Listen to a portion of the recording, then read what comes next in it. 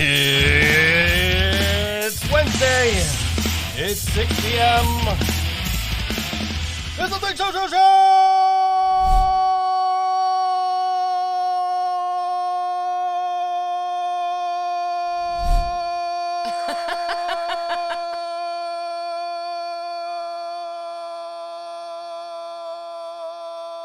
Are you doing Tibetan throat singing? Jeez. That was pretty good. Nobody's making you listen, Laura. Nobody at all is making you listen. Jasmine made you it. either. Anyway. Anyways, yeah. Hey, we're here. Hey, guys. We're here, and yeah. U.S. presidential election is in the rear view, and yes. Well, for the most part. Yeah, we still have to deal with the repercussions. Well, yeah, we got to deal with the fallout. We got to deal with the recounts. We got to deal with all that other kind of bullshit. So, anyway. Yeah, recounts because, you know, he wants to lose twice before he loses, I guess. I don't know. That makes sense. If you're going to do something, do it right. Yeah, I guess. Well, you know, and then he's saying, oh, well, there's so much ballot or voter fraud. And look at this guy in Pennsylvania. He says that he was a postal worker and that they were rigging the election. And the guy comes out and says, yeah, I only said that because you guys gave me $130,000. There was really no fraud. Good for him. I hope he gets to keep the money. Literally, the Republicans gave him $130,000 to say that there was mail fraud. That's insane. Or that there was voter fraud. And he, like, flat out admitted it, like, no, I was lying, guys. There was no fucking voter fraud. They gave me $130,000. You want to look at my bank account? You know? Like, so, you know, you got this guy over here just like, there's voter fraud and the Democrats are cheating and it's all fraud and it's all wrong and it's all bad. And it turns out he's the one trying to commit voter fraud. Touché. Like, come on, man. Like, all right, you know, I don't want to start a political fight, and you saw me earlier delete a comment because I'm like, no, you know what? I don't want to start this fight. Yeah. Because I was about to tell this guy, like, you know, voter fraud or whatever the fuck I was about to tell him, you know, and just like, you know, no, you know what it was? He said, COVID. If everybody goes get COVID testing, then, you know, they'll see an accurate number of how many people in the area have COVID, and then these restrictions that are coming back into effect as of Friday wouldn't be necessary. And I said, well, you know, we could just, I was going to say, well, you know, we could just count, you know, nobody get tested, and then the number is 0. That's true. That's what a certain politician wanted us to do, right? He said if you know, the less tests we do, the less cases we have. That's a way of thinking about it. It's sound logic. Now here's another thing though, is I saw some people are going to do a big rally or something on Friday. Party and protest. A party and protest on Friday, and my thoughts on this is that is the dumbest possible fucking thing you can do. Yeah. Because the whole reason we're in this situation is because you idiots don't stay home. Why don't you take your masks off while you're out partying? Yeah, just be like the fucking Republicans. Take your mask off and fucking, yeah, it's, God, like, why? Yeah. Like, look, the reason we're in this situation in the first place is because you idiots can't stay home. It's more important to go out and grab a beer. Yeah, you can't stay home. Look, if you stay home, if you don't go to this protest and party or whatever the fuck on Friday or Saturday or whatever, I think it was Friday. I think it's Friday. Pretty sure it was Friday because I know that date very well. Yeah, it's something. It rings a bell. Yeah, so, you know, stay home. If you have someplace you have to be, you have to go to work, you have band practice, you have something. Follow guidelines. Wear your mask if you're going to be within like 6 feet, you know, or of somebody that you don't know, you know, and be safe. Don't be stupid. Don't go out and have big, giant, massive gatherings to be like, we don't want to wear fucking masks because we don't want to be locked down because that's what fucking Republicans do. They think for some reason that going out and partying for a protest is going to save small businesses, restaurants, and bars. You want to save the small businesses, restaurants, and bars, follow fucking protocols. Keep the employees safe. Keep people safe. And when the numbers go down, they'll reopen these things. Right. You guys are doing this. You're going about it all wrong. That's my opinion. If I'm wrong, tell me. This is a live show. You got to, if you're watching right now and you disagree with me, you got a fucking chat box right there on whatever platform you're watching this on. If you're listening, go ahead, click over to YouTube or Facebook and Twitter and tell me I'm fucking wrong. Or not Twitter, Twitch, and tell me I'm wrong. Yeah. How does Twitch even work? I don't know. I just broadcast there. I don't know nothing about it. Laura says Joe is always wrong. I don't know. I mean, he wins an argument or two. What did you say yesterday that I responded to? You said something about you don't know what I know more of, Simpsons quotes or rap songs or something like that. No, it was what data in your brain has been replaced with 90s hip hop lyrics and Simpsons quotes. And I responded with the lyrics to Do the Bartman. Yes, you did. Which you asked me if it was MC Lars. It is not. It is in fact Bart Simpson. I'm sure if I had read it more carefully, I would have realized that. Yeah, MC Lars does have a great song that is the Ballad of Hans Moleman. Oh. Yeah. Which is just a step below the Bloodhound Gang's Ralph Wiggum song. I don't remember that. Okay, the Bloodhound Gang have a song that the entire song is Ralph Wiggum quotes. Oh, my God. Except for the chorus, which is a Chief Wiggum quote. Ralphie, get off the stage, sweetheart. Yeah, but yeah, Brian just listened to the Bloodhound Gang for the first time, apparently. Oh, my goodness. He posted on Facebook. He was like, he's like, so this is what the Bloodhound Gang is? He was listening to the Bad Touch. And I'm not like arguing with him or nothing. You know, I liked the Bloodhound Gang back then when Hooray for Boobies came out. Yeah. You know, because I'm still like Hooray for Boobies. But anyway, but, you know, I'm not going to argue with him. I just said, you know, hey, Eddie Lubecki from the Toy Box Brigade has dedicated this song to me at least once.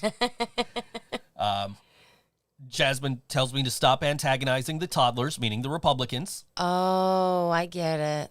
And this is not to say the Democrats are any better than fucking Republicans. This is you know, it's just, if you act like a child, we're going to treat you like a fucking child. But I don't want to leave the White House. I like it here. Well, and of course, you know, the projected winner was called on Saturday. Mm-hmm. And of course, Donald Trump is like, well, since when does the media say who the winner is? Like, well, since like fucking always. Yeah. Like, yeah, they still need to do certification and everything, but most of the time, the projected winner wins. Has it ever not been the projected winner? I don't think so. I don't think so. I mean, we talked about Dewey versus Truman last week, right. And but that was like people hated Truman enough to be like, Dewey's gonna win this thing. Dewey's gonna win. Dewey's gonna win. So the newspapers were already printing off Dewey beats Truman, and then Truman ends up winning winning re-election, which thank God that didn't happen this time. I know. But you know, and I did say that Trump's speech last Tuesday night, where he was like, we won, and we won Philadelphia, or we won Pennsylvania, and we won Georgia, and we won Wisconsin, and we won Michigan, and we won Arizona, and we're gonna win Nevada, and he lost every single one of those states, and that you know, that speech is going to be this generation's Dewey defeats Truman. Yeah. But my you know, Trump is like, you know, since when? Anyway, so they called the election last Saturday. You woke me up to tell me. I did, because my mom texted me. Because I had been watching CNN for like 4 days straight. Yeah, and then you finally closed your eyes. I tell you, I watched ABC the first night, and then like I watched CNN the rest of the time. And you woke me up Saturday. Biden won. Like, what? Biden won. Like, oh, okay. And then I'm up and I'm watching CNN again. And then you find out shortly thereafter that Dave Chappelle is hosting SNL that night. Yeah. So it's like, oh, shit. Okay, now, like, I haven't watched SNL since 1997. Oh, my God. Arizona's yet to be called, but correct me if I'm wrong, Biden is still ahead in Arizona. So I think also North Carolina hasn't been called. I don't think Georgia's been called. Yeah, there's a few states that haven't been called. With the Electoral College. With the Electoral College, they're not going to change anything. No, they won't change anything if the states that have been called remain where they are. And now Pennsylvania is in recall territory, like automatic. Was it called? Yeah, I don't know. I haven't been paying attention since Saturday. Laura says North Carolina was called yesterday. But I haven't been watching really since Saturday because, like, okay, now to just see the meltdown on Twitter, Yeah, and respond, like, I kind of had to stop responding to Trump because it's just like, man, I'm getting tired of doing this. But yeah, with what has been projected, Biden wins hands down. Well, how many votes did he get from electoral? I believe last time I looked was 273. So there's no turning back. He got more than half. He needed more than 270. Yeah, So 270 or more. As long as the recount goes as predicted. Right, which is that it's not going to change more than like a handful of votes here or there. Right. Especially, their allegations of voter fraud have been basically, mocked and shut down by people who were like, yeah, they gave me $130,000 to say that I committed voter fraud.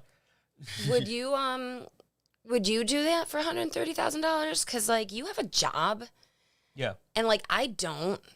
So that's like so $130,000. That's quite a bit, big chunk of money. Quite a bit of money for like just the average American. Yeah, I'm saying, like, would you do it? Would you do something in Trump's favor for $130,000? If I get to keep the money when I rescind whatever it is I do, because I absolutely would do what that postal worker did and say, okay, yeah.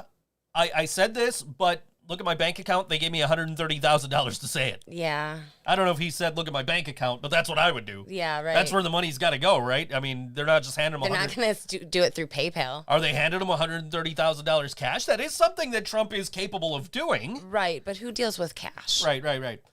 Laura says, I heard Trump won by a lot. Let me explain this. Let me break this down. Trump is on Twitter all day Saturday saying, I won this election, I won by a lot, and I have to explain this because when Trump found out that Biden was the projected winner, he was on the golf course. Okay, so now Trump has spent a majority of the last 4 years on the golf course. Good for him. I hope his golf game is improved. Well, so it's really fucked with his brain. He thinks that the way you win something is to have the lower score, like in golf. Oh. So that's why Trump thinks he won, is because he's got the lower score. He thought this was golf. That's the only explanation I can come up with. Maybe. Jeez. And let me tell you something. And if you're a Trump supporter, I am not sorry for what I'm about to say. Oh, dear. The fact that Biden was ahead in Arizona, and there are people waving Trump flags, no masks on, wearing MAGA hats, okay, and they're outside of the election counting facility, whatever it is, chanting, stop the count, while Biden is ahead, tells me everything I need to know about Trump supporters. I'm sorry, if you're a Trump supporter, that's the crowd you're running with. Were these the ones who were armed also, or was that Yes. a different? Because that seems necessary. Everyone's Yes. going in there with a fucking pen and paper to vote, My understanding, my understanding is, well, this is while they were counting the votes. This is after polls had closed.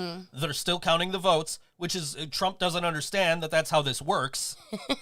He's like, why are they still counting? Like, because they haven't finished fucking counting yet. Yeah, computers do it, but there's so many mail-in ballots. They got to open these ballots. And right. Now I am not wearing a MAGA hat. Definitely not. I'm repping my 49ers. Anyway. But when we voted, we had to put our ballot into an envelope. Into a sealed envelope, sign it. A signed, sealed envelope, and then put it in another envelope. In a mailing envelope. So now these, what they have to do at these facilities for all these mail-in votes, and you have to remember that this is there's a way more mail-in votes than there have Right. ever been this year. Absolutely. So, and of course, they're all going, for some reason, they all went like 4-1 for Democrats. It's almost like somebody told Republicans not to vote by mail. Anyway, but still, but my point is, you have to put it in 2 envelopes, and that's basically the same as any state basically does the same thing. So you put your absentee ballot in the one envelope, put it in the second envelope. Now somebody's going to sit there and open the envelopes. I hope they had mail openers, like envelope openers, hope because so. there would be some paper cuts and sore fingers. I'm sure they do. But they have to sit there and they have to open all these envelopes and they have to, look at the things and be like, okay, this will go through the machine fine and set it down. And that is why it took 4 days to count. Yeah. And they're still counting in some states. They're still counting in most states, honestly. But that's why it took so long. And Trump doesn't understand this. Trump's just like, well, the polls closed. We should know by now. Yeah. Why are they still counting? Where are all these new votes coming from? Like, they're not new votes. Yeah. They're votes that were in by the deadline, and I know there's a controversy in Pennsylvania, and I understand this. What is and the I will give you this controversy in Pennsylvania? I will give you this, that the state Supreme Court of Pennsylvania gave voters 3 extra days. They were supposed to have them in by election day, and they said, no, we'll give you till Friday.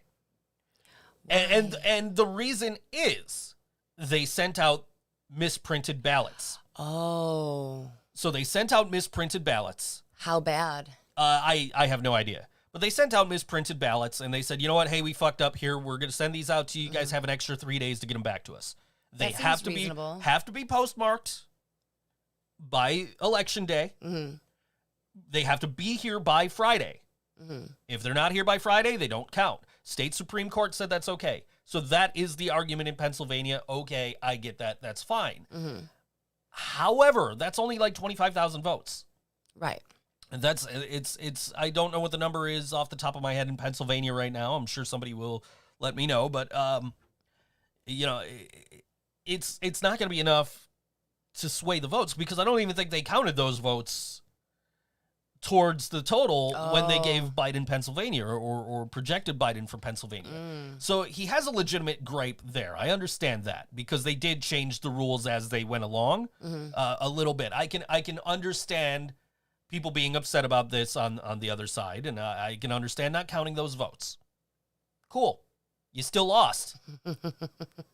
Even if those votes do not count and do change the state of Pennsylvania, you still have to win Nevada. You still have to win Arizona. You still have to win Georgia. So, right. What good are you doing? And Georgia's going to get recount. That's a given, because it was only, I think, like 2,000 votes difference. Oh, geez. Yeah, it was a narrow margin. So that's automatic. Like, it's not an automatic recount in Georgia. What it is if it's less than 0.5% difference, which it is, the candidates can say, hey, recount that. Yeah. And I'm sure Joe Biden welcomes that, and Trump is obviously going to pursue that. So, we're just waiting to see what happens now, and obviously Trump's going to pursue his legal action and try and slow this thing down as much as he can, so he can, he can remain in power and be a dictator. And, that's these are dictator moves he's trying to pull now. Yeah, they are. And that's why we have a Supreme Court and a House of Representatives to stop things like this from happening. Yeah. And so he's going to go to the courts, and the courts are going to say, hey, fuck you, dude. Get the fuck out of the White House. He said, apparently, he has told people close to him he's going to have to be dragged out kicking and screaming. That's so ridiculous. And I went on Twitter and I nominated Kevin Nash of WCW, WWF fame to do it, because he's been very vocal against Donald Trump. I'm like, I would love to see Kevin Nash do this. And then I found out that Dave Bautista, who's even bigger, I would love to see the two of them be the ones dragging Donald Trump kicking and screaming out of the White House. That would be amazing. That would be. All the while, Chris Jericho's there like, but Fozzie, I spent so much money on the Trump campaign, but I'm not political. not political, and you gave all this money to the fucking campaign, right? Sure, Yeah. sure. Anyway. But yeah, I mean, that's, it is what it is. Trump's going to do what he's going to do, and hopefully, we can be done with this nightmare soon enough. We've got, till January 20th. We'll know for sure soon. Yeah. Hopefully, and we'll see what goes on. And I don't know, I'm just glad that Biden won. Yeah, me too. Very glad. I think if you thought that this is a great America that we live in now, that Trump has made America great again over the past 4 years, which I'll talk about that in just a second. Mm-hmm. If you think that Trump has made America great over the last 4 years, I don't know what your definition of great is. A great fucking disaster? Right. A great failure to contain a pandemic? Yeah. A great brainwashing of half the population of this country who think that this deadly disease that's killed 200,000 plus Americans is and probably way more than that worldwide is a global conspiracy against Donald Trump. Seems reasonable. Okay, but now Trump's got the MAGA hats, the Make America Great Again hats, and there is a picture floating around of Joe Biden wearing a blue hat that says, "We just did." Oh. So I like that. And then Pfizer, just what was it, yesterday, the day before, right? Yesterday, I think it was. Pfizer says, we just came up with, we have a 90% effective COVID vaccine, which needs to go through testing and everything like that. So we're still not out of the woods yet, just because they have a potentially effective vaccine. Okay. But Trump is on Twitter. Well, you see, it was me that came. You got this vaccine under me. You didn't get this from Joe Biden. You got this from me. Like, taking credit for everything that happened. Good. 1, since when do you work for Pfizer? Yeah. 2, why didn't you get this to us sooner if this is your thing? 3, Biden probably would have gotten it sooner had he been the president at the time of this disease that you are now taking credit for curing after having and downplaying. Right. And I wonder how sick he actually got. Probably not very. I mean, you got all that. Heard about it. 1, you're the president of the United States. 2, you've got millions, if not billions, of dollars. Right. And you're getting the finest possible medical care that 99.99% of this country doesn't have access to. Right. You're going to be fine. Mm-hmm. You, on the other hand... Yeah, Medicaid only covers so much. Yeah, you're not going to the Walter Reed Medical Center to get, COVID treatment if you get sick. No. You're going to be, you'd be stuck in ICU at fucking Mercy Hospital. Right, I would. And God knows nobody wants to have anybody that they love stuck at Mercy Hospital. But that's another story. My grandma was just there, and she's fine, but, that's my grandma. She's the toughest fucking octogenarian you'll ever meet. But we got Angel Rivera standing by from Super-Tugger. We've had him on not too long ago. He doing some Canute stuff. Right. And now he's on to talk about some new Super-Tugger, which we've got coming up in a little while. Yeah. Got brand new Super-Tugger. We've got some brand new Mindy Davey coming up this segment. Yes. New Sara Elizabeth coming up later on in the show. Great. And just some old, old fallback material for us with working class tips. Yeah. Our boys. You had a reason for that. We'll talk about that later. Good show coming up. So, at least music-wise.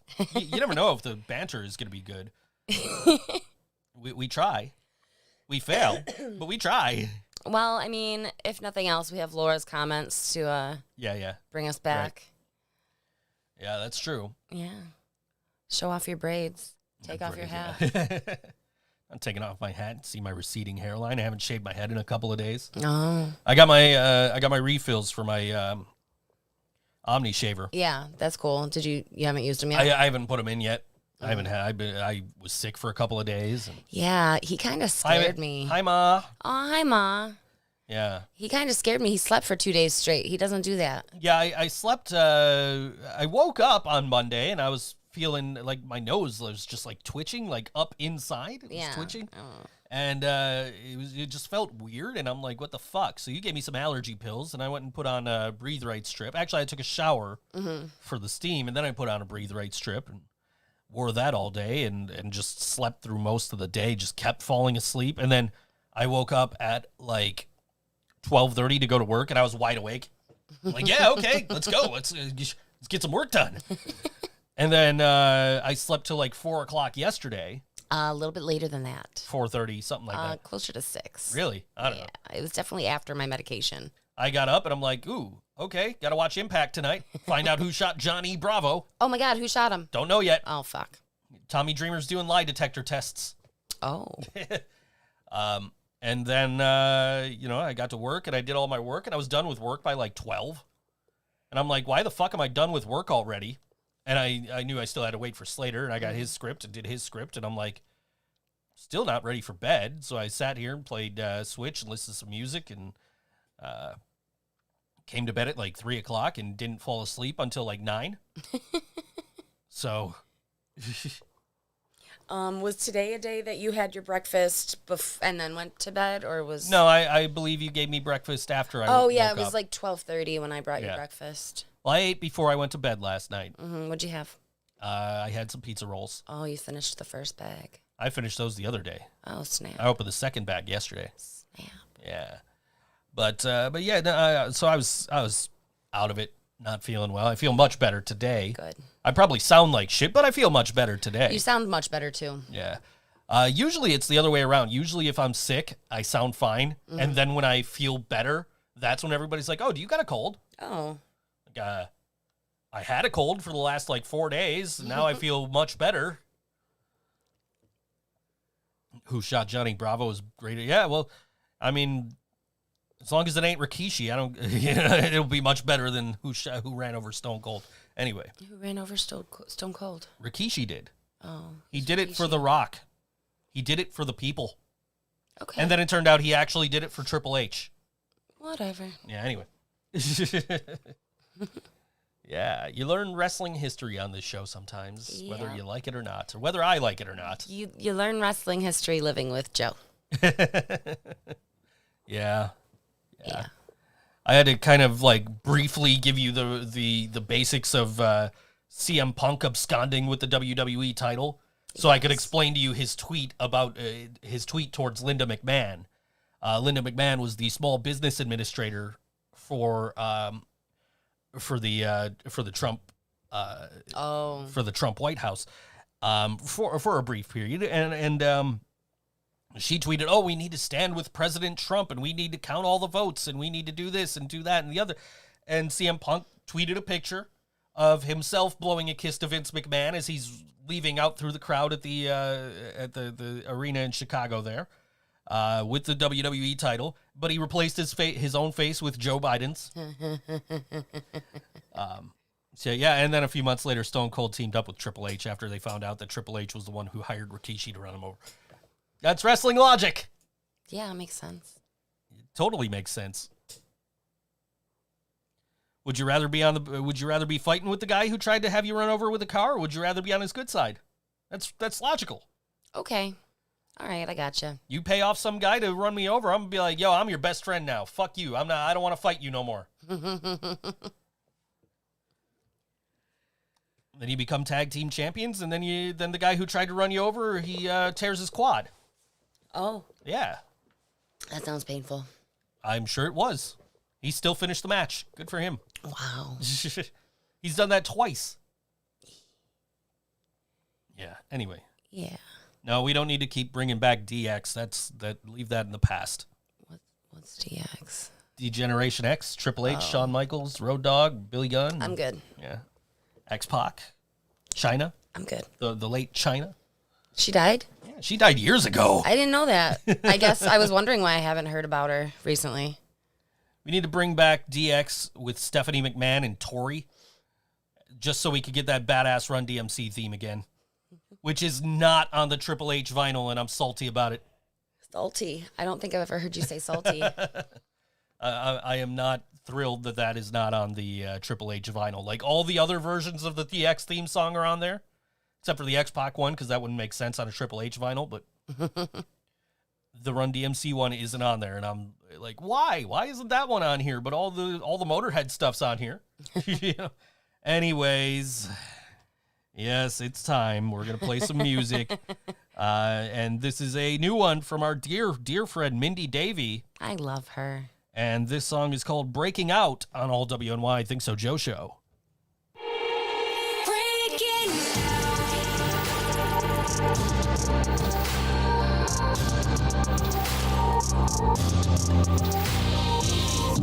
See, I never spoke about it. Always better with it, and I cried in silence. What's in the past stays in the past, cause I'm never going back to all the pain and the violence. Never wanted to see half of it, but I did. It's the past and it is what it is. But no longer will I feel so weighted down. Like you stole me and you want me now.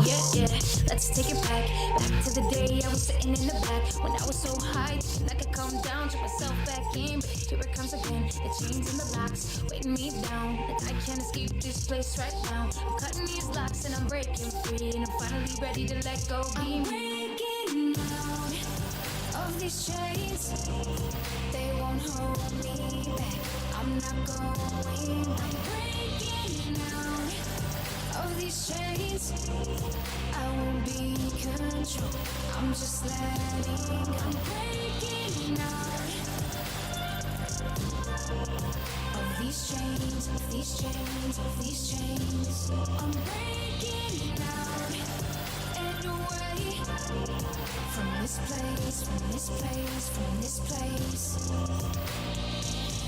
See, I never opened up. I always felt so ashamed, like I wasn't enough. Always thought that my past had defined who I am, losing every single trait that made me who I am. Always listened and obeyed. I was a puppet, they were pulling my strings, but then I erupted. I took that cord and I burned it down. I'm the only one here who can fix this now. Make a choice now. You can break out, but the chains and the lock, choose the key now. My past is the past and I'm closing the door. Moving on to better things, we can break out. Make the choice now. You can break out, break the chains and the lock, choose the key now. My past is the past and I'm closing the door. Moving on to better things, we can break out. Breaking out of these chains. They won't hold me back. I'm not going. I'm breaking out of these chains. I won't be in control. I'm just letting. I'm breaking out of these chains, of these chains, of these chains. I'm breaking out and away from this place, from this place, from this place. I won't be afraid, afraid of the darkness, afraid of this madness, madness.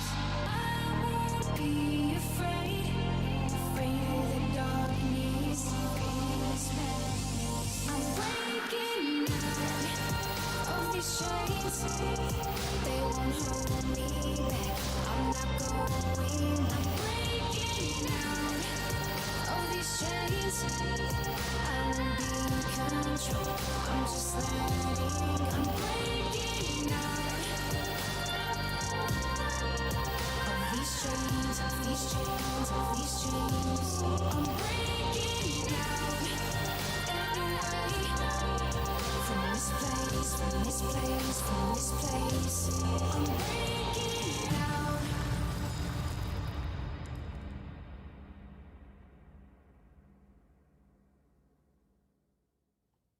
It was Mindy Davey on all WNY Think So Joe Show. Wow, Brand new song from her. She has evolved. Absolutely. That is a far cry from like the little girl, not little girl, but young girl up on the stage with the acoustic guitar and rapping, you know? Like, yeah. She's definitely got some production value added. And yeah, definitely. And she's doing some of her own production from what I understand. She absolutely is. She's learning how to use all this new gear she's just got. Yeah. And, I guess she just filmed a couple of music videos and recorded 3 songs in the span of 2 days. So wow. Yeah, she's busy right now. She's hustling. Yeah, she's definitely working hard and trying to get, she's putting that effort in, putting that work. She is. She really is. Putting that work in. And it's paying for her. It absolutely is. Yeah. So we have someone on standby. He's been waiting since like the middle of the first segment. So we're going to bring him in now. Joining. Any second now. Hi, There he is. Angel. Hey, Angel. I don't hear you. We have no sound. I heard a click. Hello, can you hear me now? There he is. Yes. All right. Hi, Angel. How you doing, gang? We're doing Great. all How right. are you? I'm doing great. Great. So I tuned in right off the bat. You guys sound great tonight. Oh, Thank you. thanks. Well, we have a lot to talk to you about. You've There been up to some stuff. Yeah. It's you got to keep busy during this time. You go stir crazy. You know. It's true. Oh, you can't go out on Saturday nights. I mean, now they're closing bars at 10 o'clock. Hold on. I understand why, but it's definitely something that's kind of a struggle for people who like to engage with other people. Right. I don't think we're getting you on the chat on the podcast here. So just give me a sec to. No problem. Technical difficulties. Okay. How do I make this work? It worked last week, and now it doesn't want to work this week. So we just want to make sure everybody can hear you. You guys, can you hear Angel? Let us know. Laura can hear. You know what? Laura can hear. It's not going through. Okay. All right. No, you know what it is? It's on the desktop audio. That's why. Oh, okay. That's why. Okay. All right. Are we Okay. good? We're good. We're We're good. good. Okay. All right. Thumbs up. All I right. want to make sure. I don't want to be. We've done interviews where nobody could hear anything, so I don't want to. We did a whole interview with Greg Burt, and his audio didn't come in at all. So we're recording. We recorded it ahead of time, and we played it back, and he's just blank. And so Wow. we had to just 86 the whole interview. But anyways, tell us what you've been up to here in lockdown. Oh, well, in lockdown, it's been a long time. I mean, we were playing shows right until the end. You know, the lockdown started. Our last show was on St. Patrick's Day. Wow. So we played that Saturday night, and we had shows lined up for Sunday. They were sending out the cops to shut down shows, so we decided that was a good time to bag it and didn't play anything. We haven't played anything since. So we were trying to do a show out in down to Hagarosa over the summer with our friends in Bighorn Sheep. Oh, was that Mutton Fest? Yeah, Mutton Fest. Yeah, Yeah. we were planning to do that. Mutton Fest was all systems go until it wasn't. The week before, they sent the state police down. So, you know, it's been kind of a tough road for live bands. And you know, I know there's been some live shows going on, but they're not big rocking shows like we had. You know, we need to have some physical contacts with each other. You know, so we haven't really done that.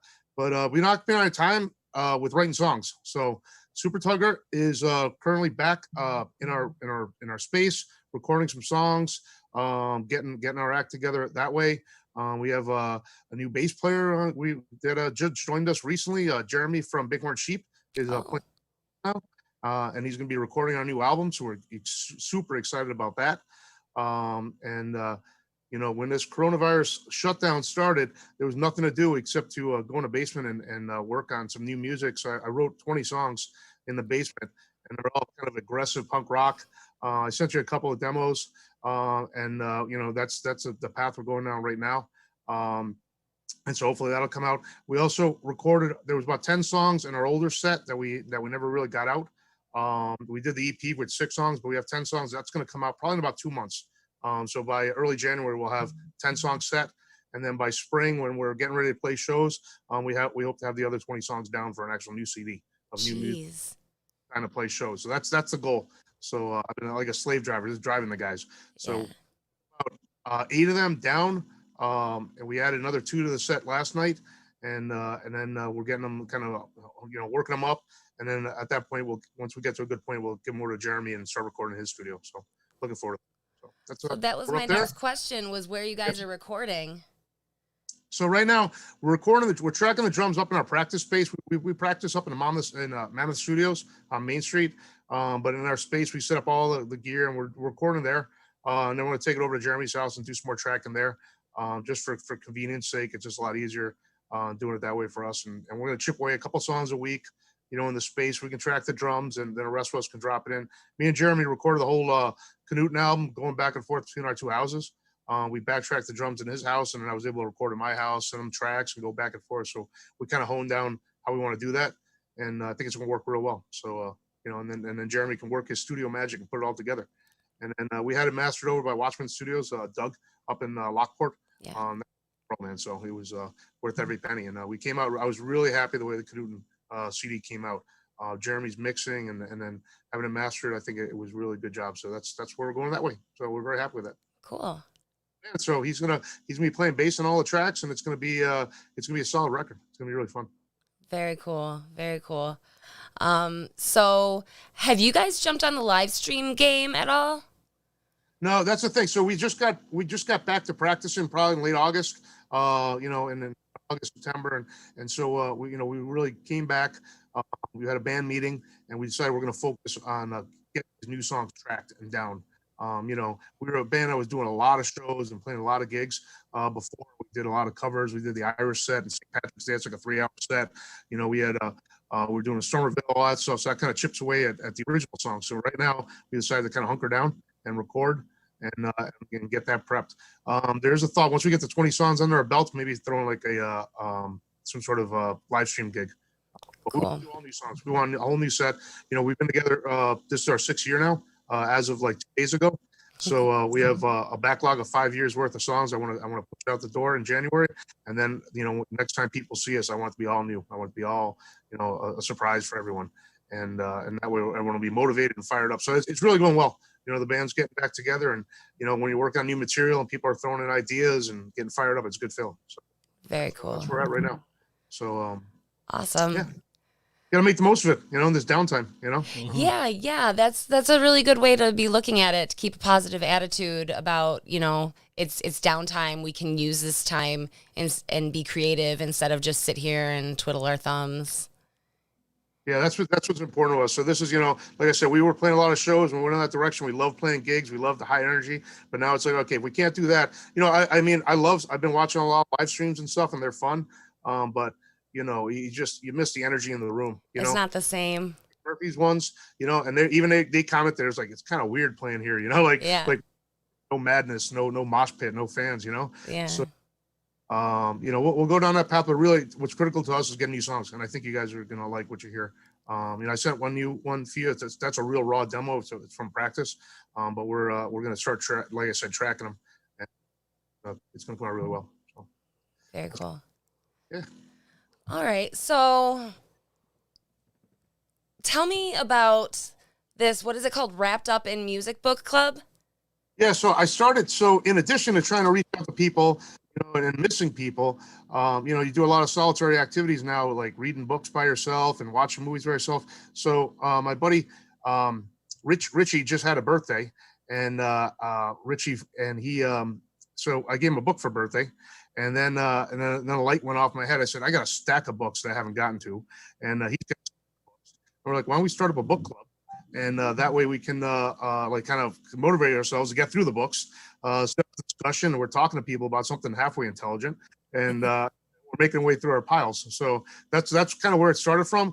I started off by giving Richie the copy of Meet Me in the Bathroom, and it's kind of like the history of music in New York City, starting in like 2000.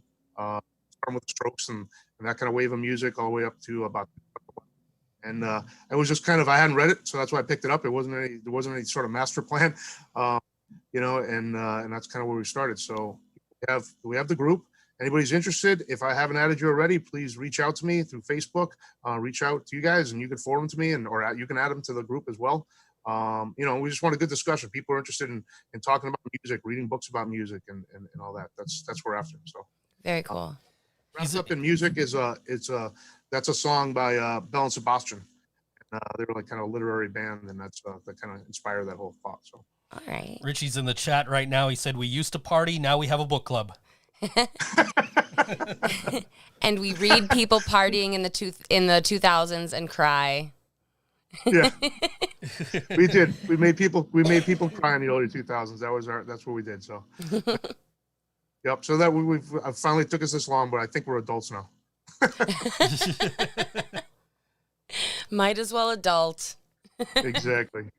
So it took us a lockdown to finally adult. So here we are. Yeah. But no, it's exciting, and people really, it's in the library. The book's in the library. I was having trouble tracking down a copy. I got a copy from the library while I was waiting for mine to come in. There's a couple of copies there.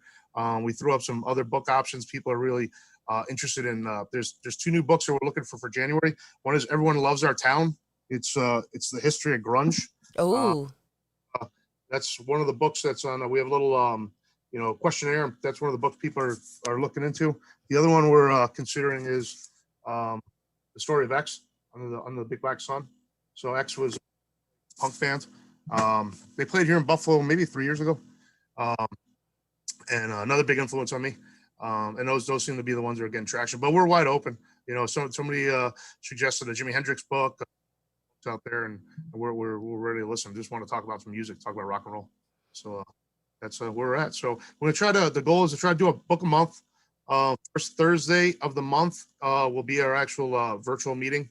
I'm gonna use Facebook and use the rooms first. Maybe if that doesn't work, I'll try Zoom.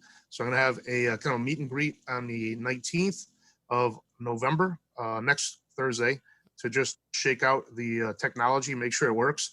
And then just say hi to people and see how they're doing with this first book.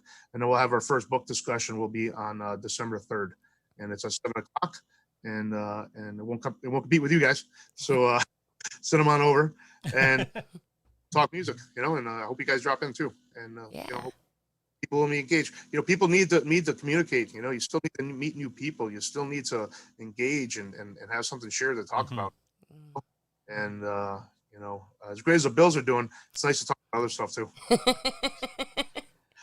That's a sore subject for Joe. Well, I will admit I was rooting for the Bills this past Sunday because a loss for the Seahawks helps out the Niners. Right.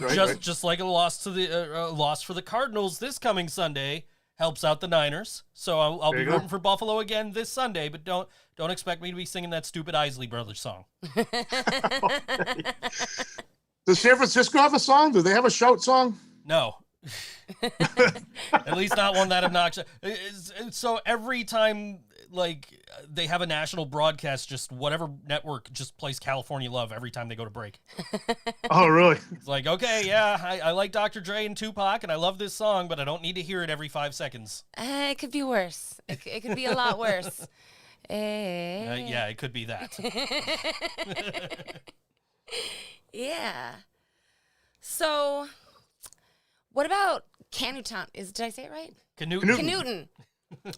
What is Canootin up to nowadays? Anything? Canootin is a little bit on hold. We got the record done, and we were gonna have a record release party at Mutton Fest, and that all fell apart. So now we're kind of just on hold in a holding pattern until we can figure out our next move. It's just the way it is right now, Yeah.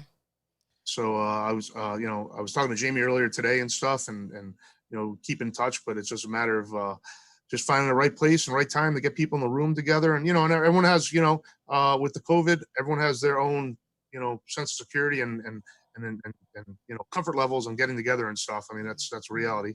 So you don't want to you want to respect that in this time. And if we gotta lay low, it's okay. But we have the music there. We're ready to go. I got the CDs packed up over there and ready to sell when I can actually get out of the house and go to a show and go down to Stamps and play a show. I mean, it's just killing me, But hopefully by next year, maybe the summer, maybe we'll be back. Who knows? Hopefully. Yeah, hopefully. There's a lot of good shows this summer, but we'll survive. Outside of COVID times, you do a lot of projects. How do you keep everything straight? I have a lot of energy, and I just love playing different bands. I love different styles of music, and every band I play with, one thing that's cool is you learn something from somebody else. Everyone's approach to music is different. Some people can read music, some people just play by ear, some people like me, I'm in the middle. Like, I know a chord, but I can't exactly read it off a chart, and that, and you have everybody in between. So I mean, I love that. Jamie on Canootin, he's a jazz guy. I mean, he literally, you can hand him the sheet music and he can play it. I can't do that. Yeah. And all that stuff. but it's everyone's approach is different. When me and Richie were in Nico way back when in the early 2000s. Richie was like is still very into electronica. He's got Dots on Moon now. So when he plays guitar, he makes it sound like a synthesizer.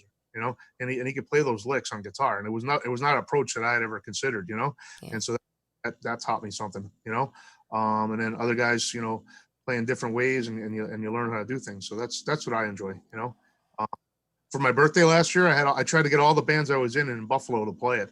We had 6 bands play that at the Gypsy Parlor. We started at like 6 and we didn't end till midnight.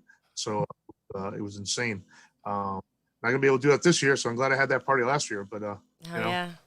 and people are great. I love people. I love meeting new people, jamming, getting in a room. Like, come on, what's better than getting in a room and making music with some new people? And you're like, oh man, that really sounds good. You get that buzz. Joe, you know what I'm talking about. Oh yeah. That feeling like, oh man, this is working. This is like really cooking. That's a high. That's what I enjoy. So Awesome. Well, Richie's in our chat right now. I need you to confirm that this is accurate information he's giving us. He says that your blood is 15% coffee. yeah, it's 15% coffee and the other and 15% probably hay burners. So I alternate between the coffee and the beer. So it's a way to live. But that's how I keep going. So You got to drink some water in between there too. I try to mix in a little water, Or even just water down your coffee if that's what you got to do. Yeah, we drink a lot of coffee. I drink espresso. I drink Cafe Bustelo, and I drink a pot at the house, and then I drink a pot at work, and then I have like one more cup after lunch. Get pretty fired up, so it's good.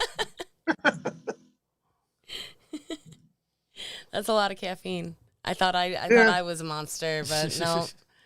I gotta have my coffee. When I was a little kid, when I was like a baby, they used to put coffee in my baby bottle.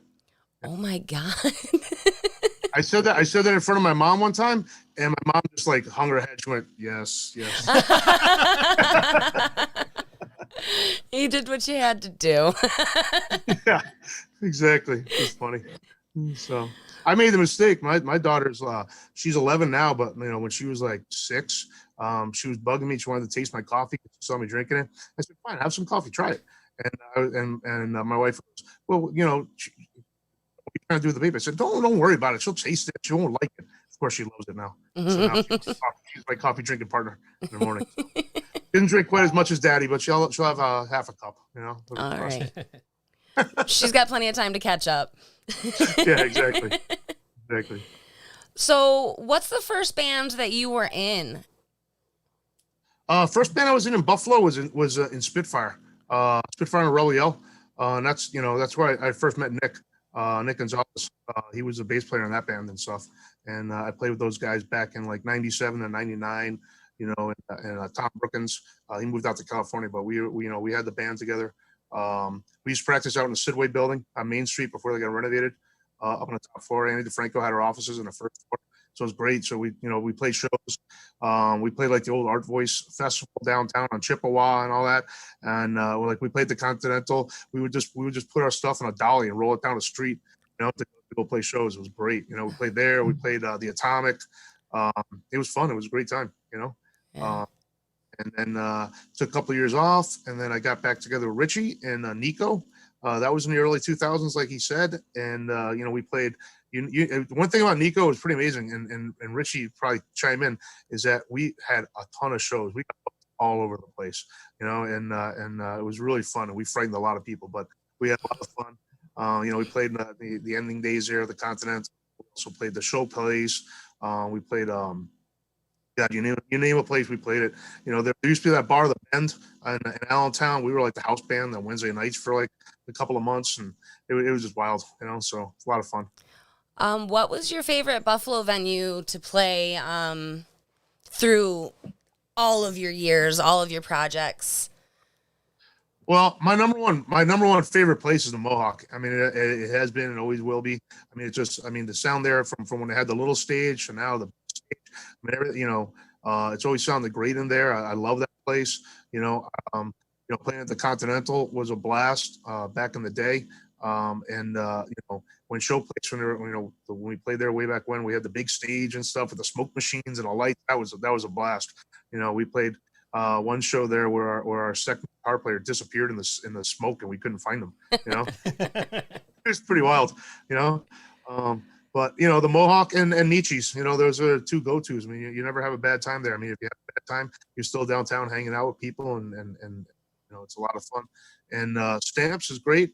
Stamps, I don't know, 3 years ago when they redid the sound and stuff. I mean, before it shut down, there were great sound and shows there. I really enjoyed playing there. It was good. So. I want to keep these bars open.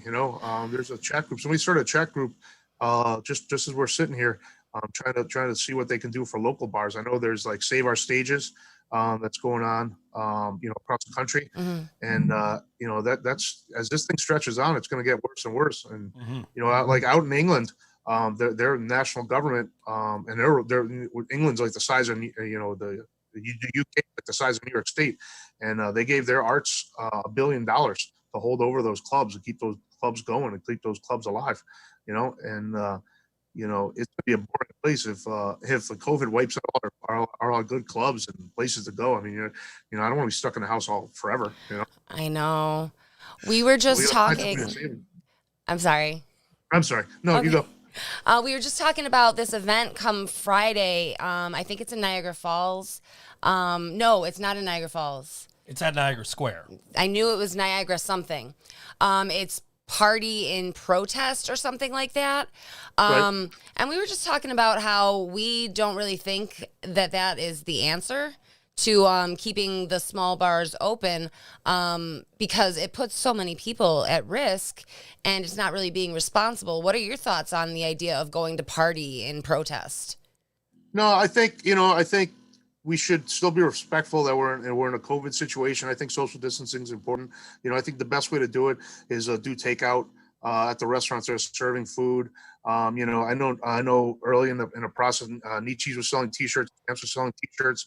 If there's other fundraising activities you can do, if Stamps in these bars could open up and maybe do like a live streaming series that you could pay into. I know Jesse Mallon, like out in New York.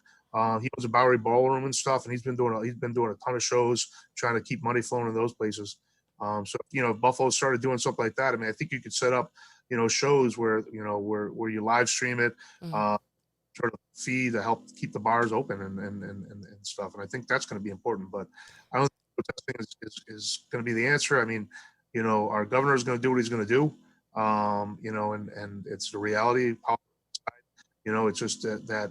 Even if it goes back to, sitting at a table is not really a high energy show, man. I just 4 people at a table sitting 6 feet from the next person.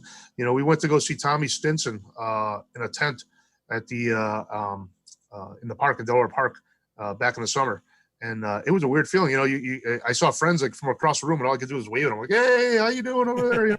Yeah. But in the past, you'd run over them and give 'em a hug, and you'd be like, "Hey, how you doing?" It's it's been a long time since. Like, this is ridiculous, Yeah. So, if that's the situation we gotta live in, we gotta do whatever we can to get this thing down, so we can go back to hugging people and going back to. I'm not ready for that yet. I mean, I don't want to see more people get sick. Yeah. Just let's see if we can keep it alive some other way. That's what I. Yeah, I think that your point about using live streams at the local venues is a really good. It's a really good option. The technology is there. The people wanting it is there, and the venues, from what I'm understanding, are throwing the possibility around. So with any luck, we'll be seeing more and more of that sooner than later. I had actually brought it up to Greg Bird about doing that at Stamps, and if Stamps would be open to doing something like that, and he said, yeah,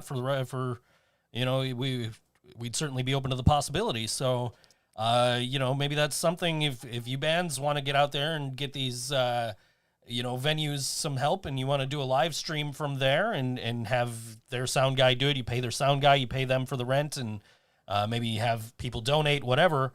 That's something that can be done. Yeah, details can be worked out. Yeah, I think I don't know if you guys tune into Music is Art, but that's what they were doing there. They live stream from a bunch of local venues. I know, like Big Horde Sheep played at Good Bar And they had the live streaming equipment all set up there and stuff. So I mean, they can definitely be done. It can be done well. I think that's as we go into the winter here, we're gonna have to do something because these bars. I mean, they got rent and bills to pay themselves. We got to open. Yeah. So one of these days it'll be over. One of these days. Hopefully soon. Hopefully. So I'll have to write another 20 or 30 more songs. I don't know how many songs I got left in me. So what song are we gonna play? We got this. He sent us 3 songs, which is great. We appreciate that. I picked "Left for Dead" because it was the longest one. So out of the I've been 3. writing the songs I got. The latest batch are a lot shorter. I've been going through like kind of hardcore phase and kind of writing shorter songs. I realize when you listen to early Black Flag and stuff, they'll have they'll do 3 verse choruses, a bridge, and everything else. And you look at the song, it's like 90 seconds. You're like, wow, how they do that? Verse, chorus, bridge, solo, 3 of them, and then out. And you're like, wow, kind of what I've been kind of doing. But I do, those were the 3 shorter songs. I do have longer songs, but we're working on the production for those. So as soon as they're done, you'll get them. Cool. Thank you.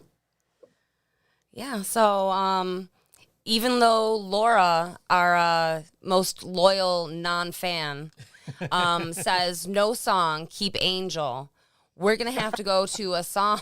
Thank you, Laura. What else did she say? She said Angel's smile is amazing.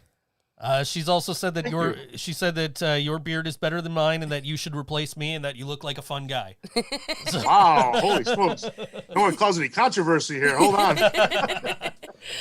Angel, we appreciate you coming on the show. We appreciate the new thank you music. for having We me. appreciate the update, man. So thanks a lot for coming Thank on. you. And we'll talk to you We'll again keep soon. you posted I'm sure. when something new happens. Take care, guys. You too, man. Thank you. Bye. Later.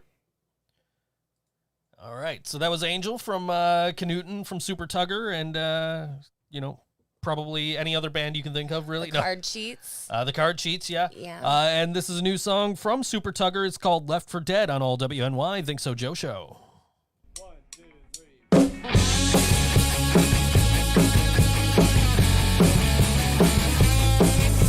I never expected it to turn out like this. Guns and knives, broken bottles and fists. Protesters beating the fence. Riot cops and anarchists. And now we're left for dead. And now we're left for dead. And now we're left for dead. And now we're left for dead.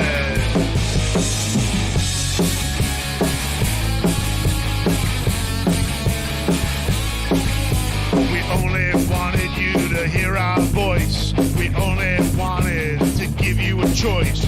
We only wanted to express our rights. But you came out to fight. And now we're left for dead. And now we're left for dead. And now we're left for dead. And now we're left for dead. The streets are filled with smoke. And the light is getting dim. But you can't snuff out hope or the fire burning within. Yeah!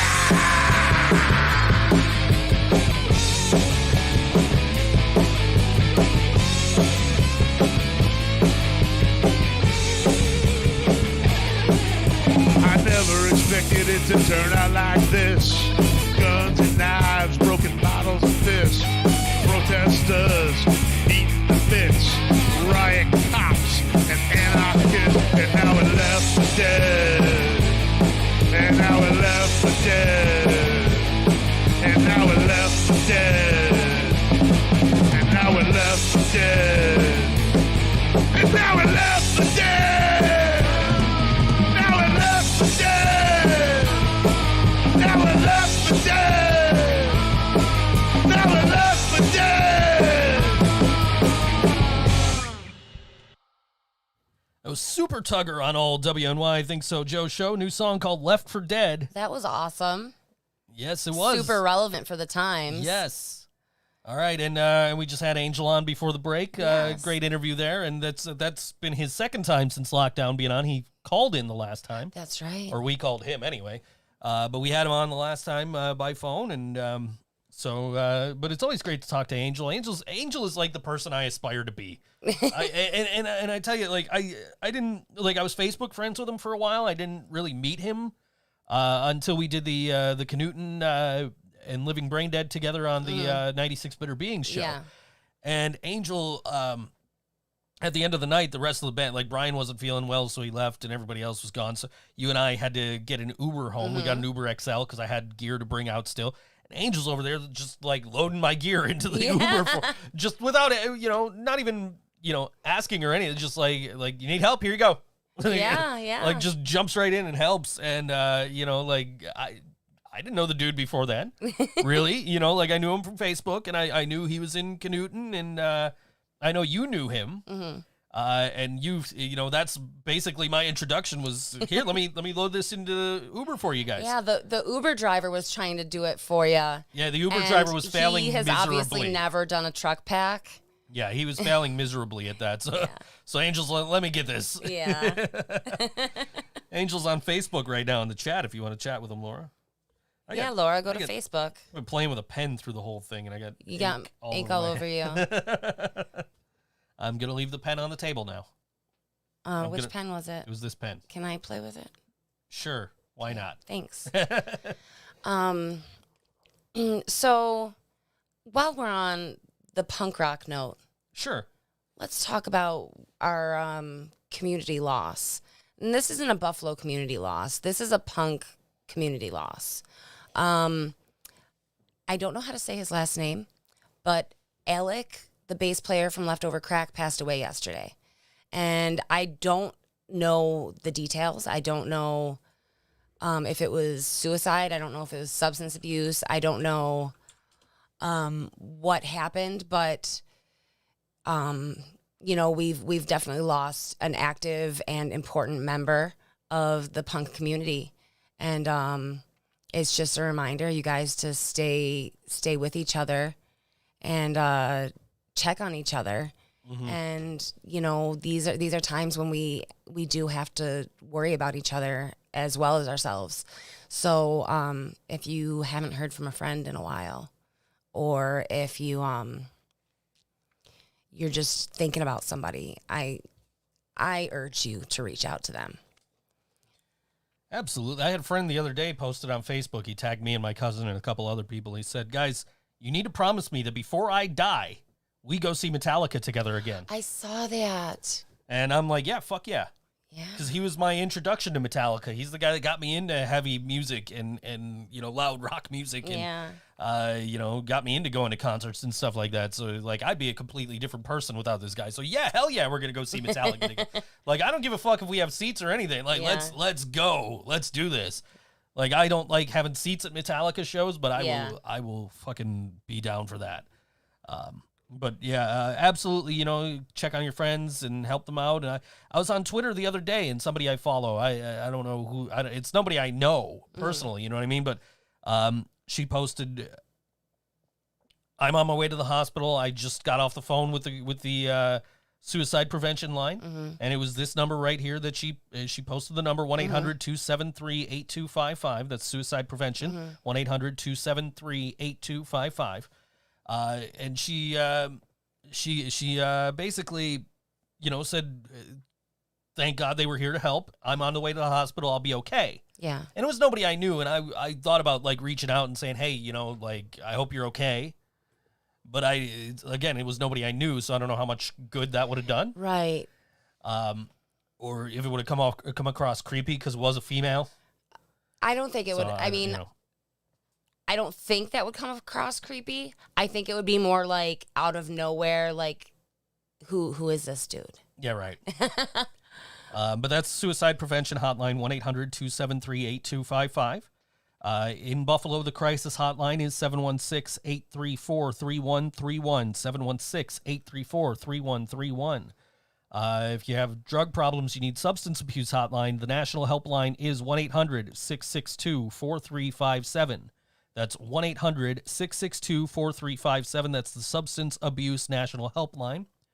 And if you are, as we were talking with Angel before the break about venues and the effect of COVID on venues and their their money or, their financial situations or whatever. If you're having trouble personally with your financial situation because of COVID or any other difficulties getting Just adjusting to these changes. Dealing with the changes through COVID, the COVID hotline is 1-844-863-9314. That's 1-844-863-9314. I should make a graphic for this. That would be cool. Something. So while we're talking about it, we could have it up on screen. Yeah. It's really important right now for you guys to remember that, everybody is struggling and that's normal. Yeah. This isn't supposed to be easy. There's no stability.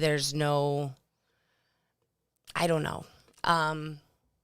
This is hard for everybody. Yeah, absolutely. And there is help for you guys. Yeah. Thank you, Barbara, for watching and having a watch party to check out Angel's interview and the Super-Tugger song there. We appreciate that. Yeah. Also, that book club, again, the first meeting, he said, is the 19th, next Thursday. The 19th was for technical issues. To test out the technical. Yeah. And then December 3rd, he said. December 3rd, the first meeting. So that's something to check out. Yeah, that's going to be really cool. I can't wait to see what books they come up with. I recommend Weird Al, the book. I have it on the shelf over anyway. I just found out I'm getting my Weird Al coffee table book, finally. Not as exciting to me as it is to you. I was supposed to have it last month, and it's finally about to show up. Amazon texted me or messaged me yesterday saying, "Hey, it's on the way." Like, it's about damn time. Did I? I don't think I told you this. I wanted a playback of the presidential debate, the last presidential debate, and I woke up in the morning and instead of saying Google play Crack Rock Steady like I do every morning. I said, Google, play the presidential election or the presidential debate. And it started playing some horrible political farce of a song by Weird Al. That doesn't sound like something Weird Al would do. No, it was great, but I turned it right off because I don't like Weird Al. No, but it couldn't have. No, it was, I don't think it was personally political to anybody, but it was just making fun of politics. Okay. That still doesn't sound like something Weird Al would do, but... Well, ask Google to play it sometime. Sure. And maybe you'll get the treasure that I found. Yeah, I don't know. Maybe it might have been one of his YouTube comedy sketch things. I don't know. It might have been. It might have been. I can't think of any songs that would fit that description. Yeah. I don't know his catalog too well. But I am super excited to be getting this coffee table book. It's John Bermuda Schwartz, the drummer for Weird Al Yankovic, just has this massive archive of photos from over the years. And he's now put it out in a coffee table book. I can't think of the name of it off the top of my head, but I am finally getting it this week, so I'm excited about that. I'll find out for you guys in a second. But yeah, I'm excited about that because that's, they've been together since the early 80s at the latest. Maybe even late 70s. So that's, 40 years worth of pictures and, that's pretty cool. Stuff. So that's really cool to be able to let me just type in weird here and I'll get you the name. Black and White and Weird All Over the Lost Photographs of Weird Al Yankovic, 83 to 86. The Lost Photographs of Weird Al Yankovic, 83, 86, which was compiled by John Bermuda Schwartz. And just looks to be just a fantastic look at the history. And you got to figure, Weird Al's not just a audio parody guy. He's done a lot of video stuff and a lot of costumes over the years. This is going to be really interesting to see these photos. Yeah. That have been kind of lost to time and stuck in, John Schwartz's garage. Yeah. So looking forward to that, and hopefully, that should be here soon. Order details. It'll tell me when it'll get here. How is it shipping? It's arriving November 19th, and I believe it's Amazon shipping it. I don't have it told me yesterday. Oh, no, you know what? It hasn't shipped yet. They told me when I was getting it, which will be the 19th, which is weird because it was supposed to be here back in October. What are you going to do? What are you going to do? Just wait for it, I guess. Yeah. But yeah, I'm looking forward to it. It's going to be very interesting, and I really enjoyed Weird Al the book, which is on the shelf next to you there. In fact, Brian borrowed that for a substantial amount of time. Yeah. I finally got it back from him. So, Laura Moore would like to wish you a happy 15 weeks late happy birthday. She hopes you had a great day. Thank you, Laura. It was a lovely day. But yeah, so. Yeah. But I had talked briefly about maybe doing live shows, live streams from Stamps. Nobody there except for essential crew. Right. So your sound guy's there, and you've got your band there, and like whoever's running the video. Yeah. And that's it, because the sound guy there is running the lights. Yep.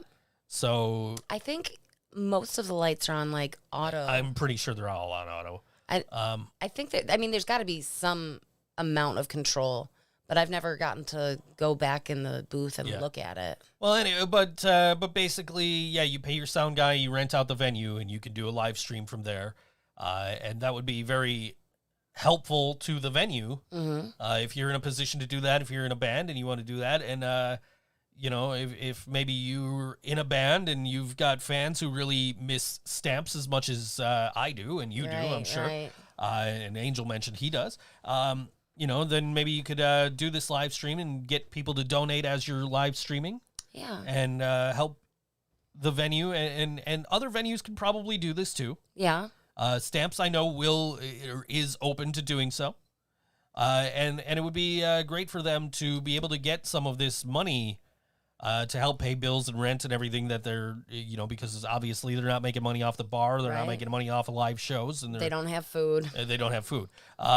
So, you know, it'd be great to a great way to kind of help out local venues. So if you're in a band and that's something that interests you, hit up me, hit up Greg Burt. You know, if you hit up me, I'll contact Greg and we'll try and get you in, and I can, you know, do a multi-camera kind of setup like we did for Stream Live Anywhere, Watch Live Anywhere, whatever. That was really fun. Whatever the fuck I called that. And, you know, I could come out with my laptop and we can maybe run the soundboard into the laptop and just kind of give you guys just a little bit more of a better live stream experience than you would get just from having a static camera somewhere. Yeah, instead of just miking the room. Well, that didn't work out so well. That's what this thing's for right here. Oh shit.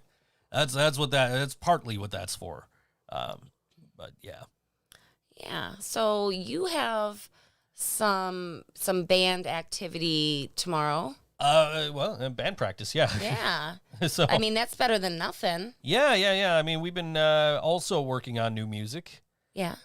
Just kind of, you know, we don't have 20 songs written or anything. I know, that's insane. I hear Angel come on like, yeah, I got 20 songs written, and who do we have last week? They also said they had like 20 songs written, didn't they?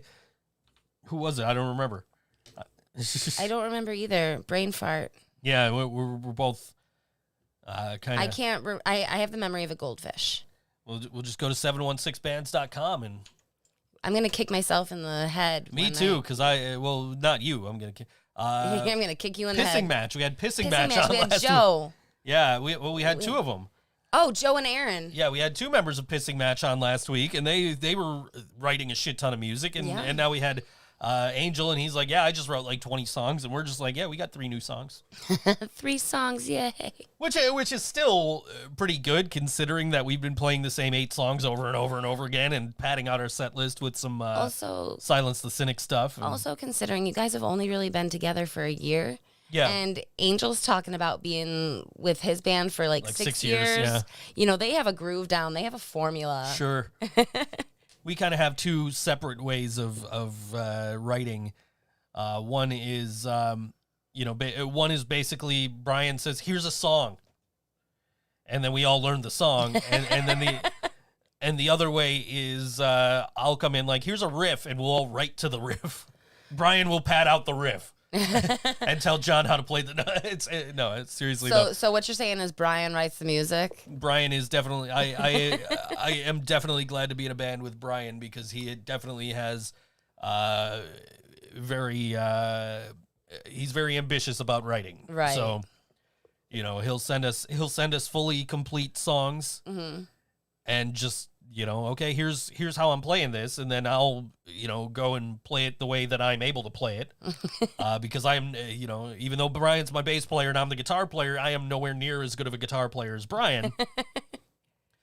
But it's punk rock, so it's not usually too difficult to. It's only as difficult as you make it. It's not too difficult to kind of adapt to my style of playing, you know, and then I'll come in with a riff and be like, okay, where do we go from here? And then we all kind of work together on it. So it's been great writing with this band, because it's just like, all right, you know, I'm not great at the creative stuff. I'll sit here and I'll listen to punk rock all day and be like, you know what, I can do something similar to that. Yeah.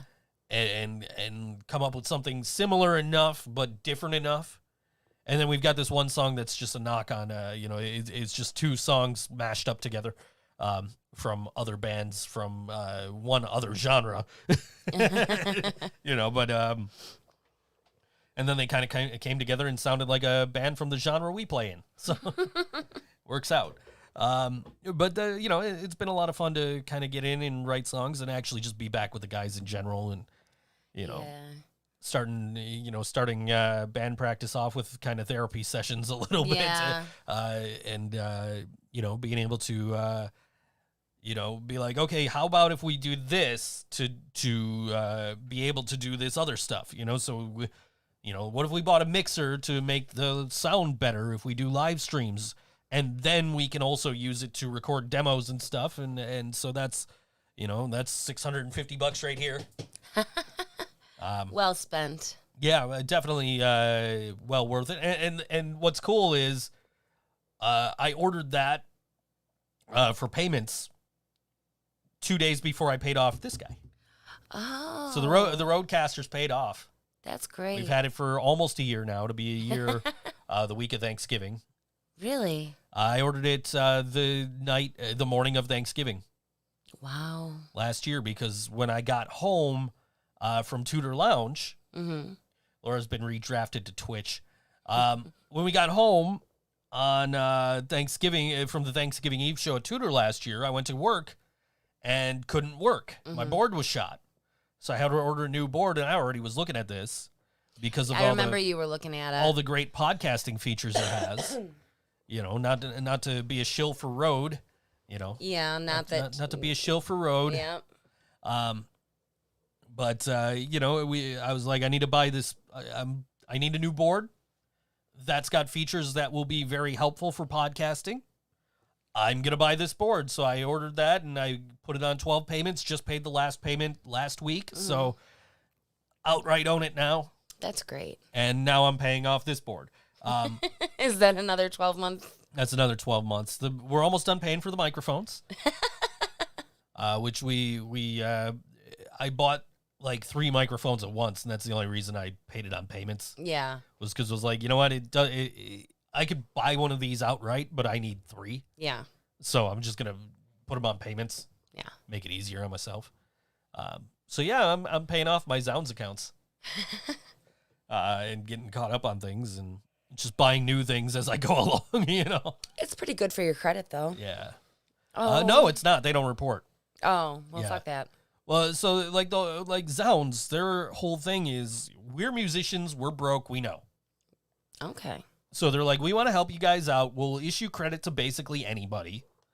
But it's, you know, it's not like a traditional line of credit. You're not paying interest on it or anything. You make your payments, you're good. So That's pretty cool. Laura has a new name for the show, The Karina Show, sponsored by Karina's Cookies with J. Oh, we forgot to talk about Karina's I don't even cookies. get a full name. I get an initial. I am wearing Dad's shoes. She is. She's wearing my shoes.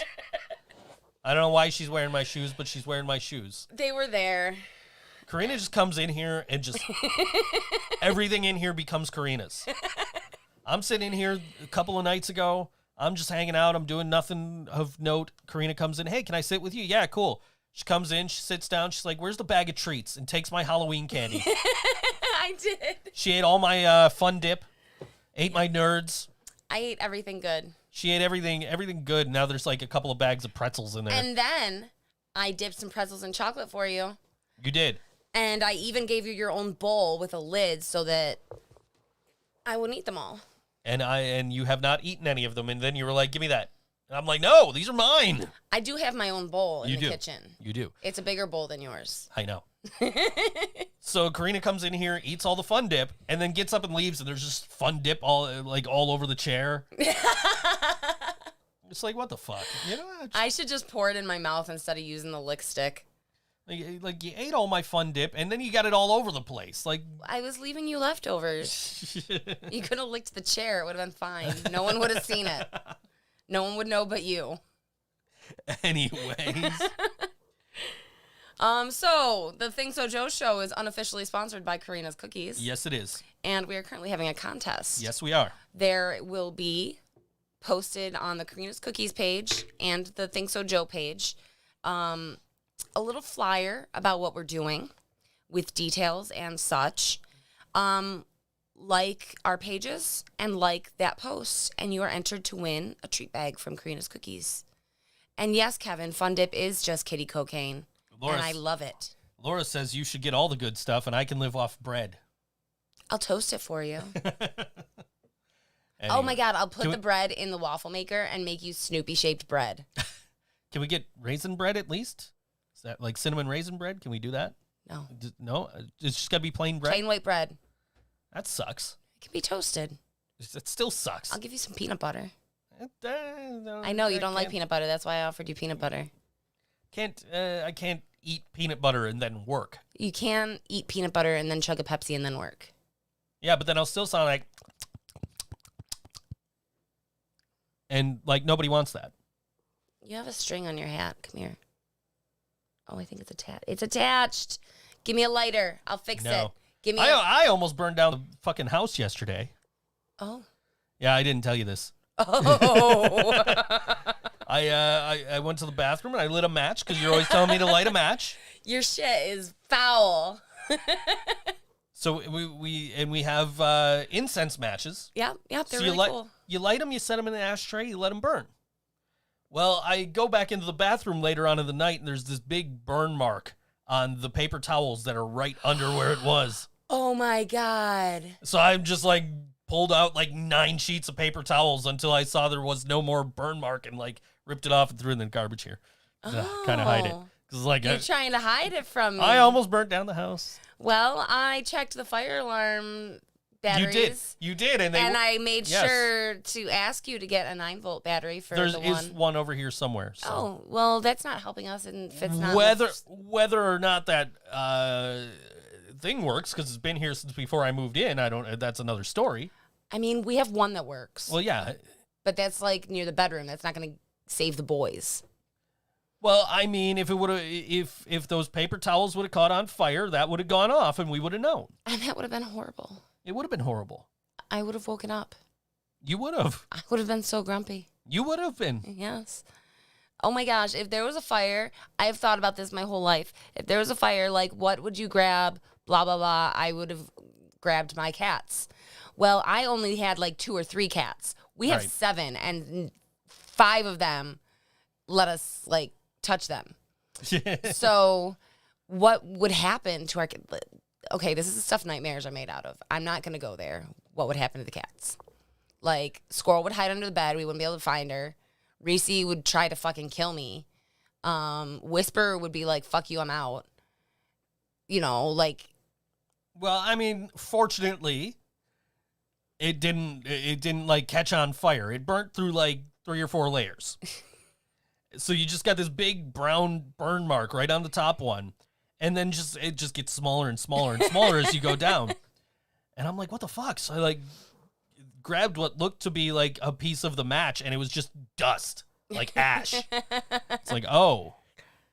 I'm like, okay, well, Karina doesn't need to know about this. Yeah, now Karina knows.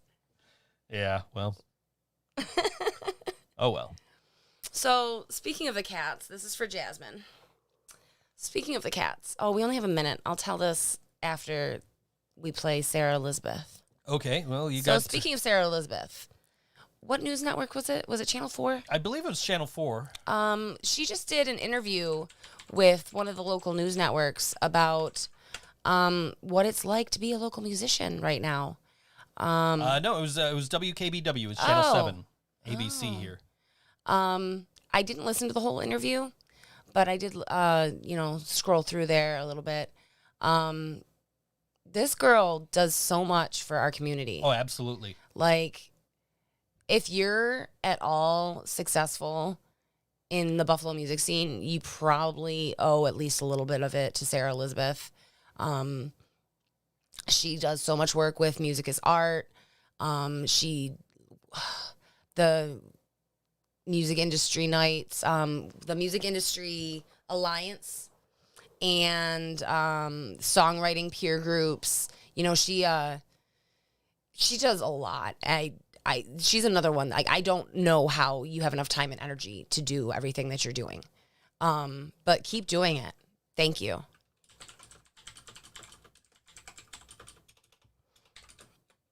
Keep talking. I can't. I'm reading what you're writing. She said it on Twitch. It still counts. Oh, because Laura said music and I hit the YouTube button to say to tell people to drink. Anyway, Sara Elizabeth, a song called "The Strangest Bunch" on all WNY Think So Joe Show.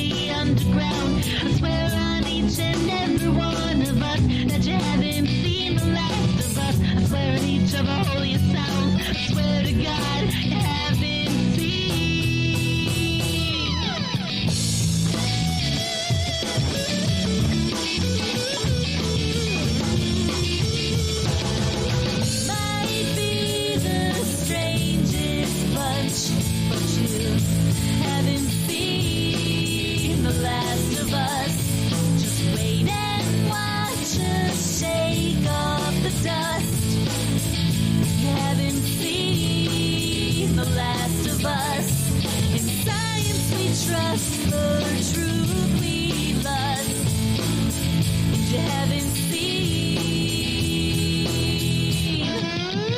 Might be the strangest bunch, but you haven't seen the last of us. Just wait and watch us shake off the dust. You haven't seen the last of us. In science we trust, for truth we lust. If you haven't seen the last of us.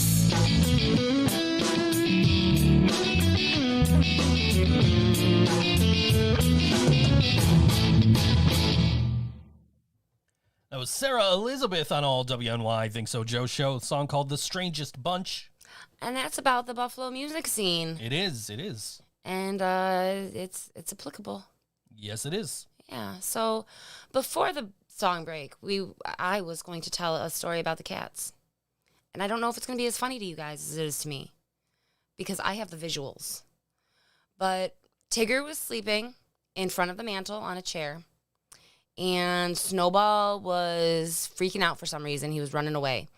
And he went to jump up on the mantle, and he totally missed, and he just jumped on Tigger.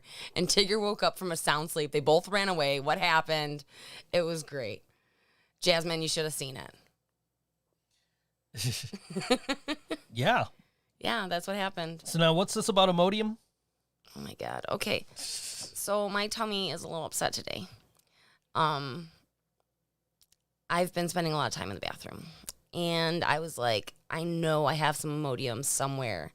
I have to take Imodium before the show. I have to. I'm going to die. And so I opened the Imodium, and I saw the expiration date was in 3/2014. So it worked, mostly.